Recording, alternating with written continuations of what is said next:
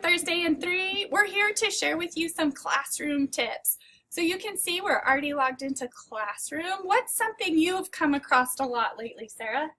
Teachers are wanting to know how to make a copy for each of their students in Classroom.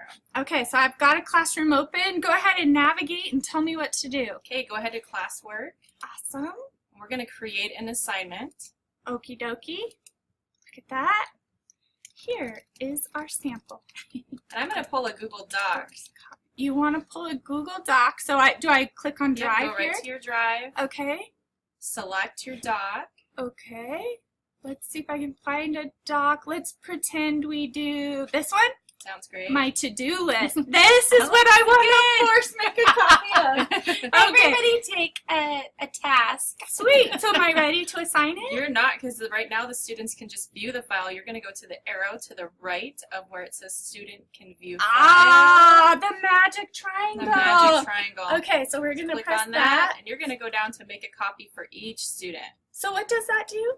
It's just like passing out papers in a classroom. And the beauty of this is their names are already on the paper. Oh, that's nice. That is so cool. Okay, Tracy, what's something you've run across as you've been using Classroom with your Rocky students? Or with teachers? Well, I just had a teacher ask about when their students return assignments to them, they can only give them suggestions on the assignment, not like maybe track edit. changes that used to be in Word? Yeah. Okay, so let's go to maybe, can I go here, assigned? Sorry, don't see who's missing. These guys didn't have to turn it in. So I'll open Amy's. She won't mind. So if I open her Google Doc, right? Okay. So now we've got her assignment open. You can see that I already made a comment over here. Right. I think maybe where that green box is, where it says suggesting, I think that's what the teachers had questions about. So if you click on that, you can see where you could either edit the document or make suggestions in the document like Shelly's doing now, or just view the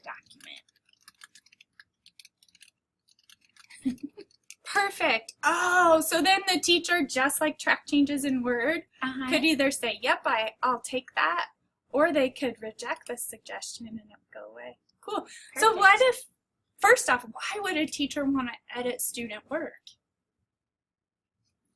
We don't know. We don't know. So let us know. So perhaps maybe they didn't want to edit it. Maybe they were just curious why when they typed it was doing the tracking. So just maybe so you know why that's showing up if you find that that's showing up. Very cool.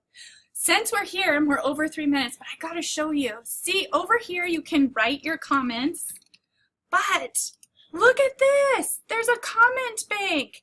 So you can actually ahead of time write a comment that you're going to want to use often with your students, and you can just throw that in there, and then you only have to think once, not 300 times if you're a middle school teacher. A lot of times. Yay. Very cool. Have fun in Classroom. Sorry we went over 3.